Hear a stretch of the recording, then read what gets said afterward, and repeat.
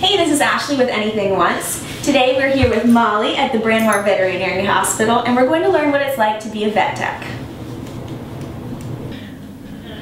He looks great. Eyes and ears look good. Let's see those teeth. Oh yeah, that's nice teeth. I graduated in 2001, so it's 11 years. You have to do 4 years of undergrad, and then 4 years of graduate school, and then so it's 8 years total. And if you want to, you can go on after that and take a residency, like internship residency, and specialize. So if we went over to vet specialty, all of them, you have your cardiologist, your oncologist, your dermatologist. So those are all people that went on 4 more years after finishing vet school. And so what do you count? Are you counting them?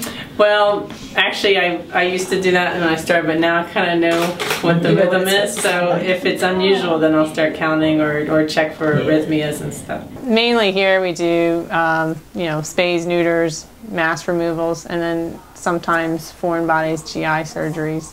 So the surgery was, it's a mass removal, and like I said, I thought it might be fibrosarcoma. That's why we biopsied it. So we did the pre-op, just to sedate him a little bit and give some pain meds.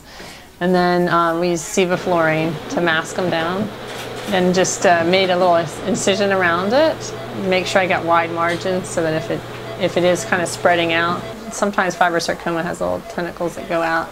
So kind of made sure the margins are wide enough to remove that.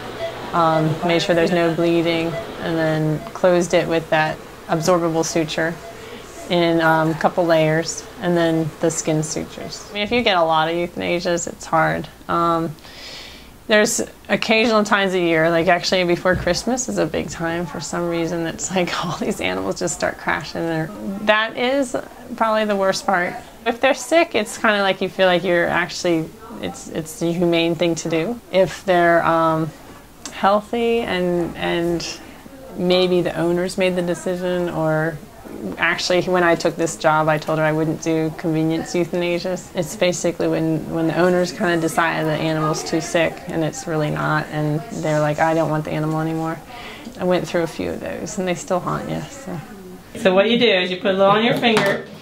You don't have to open the mouth. You just pull that lip up. Oh, okay. You kind of rub it on there. Okay. And then you're going to do the same thing on the other side. And enzymatic. So. Yeah. She got that tongue coming.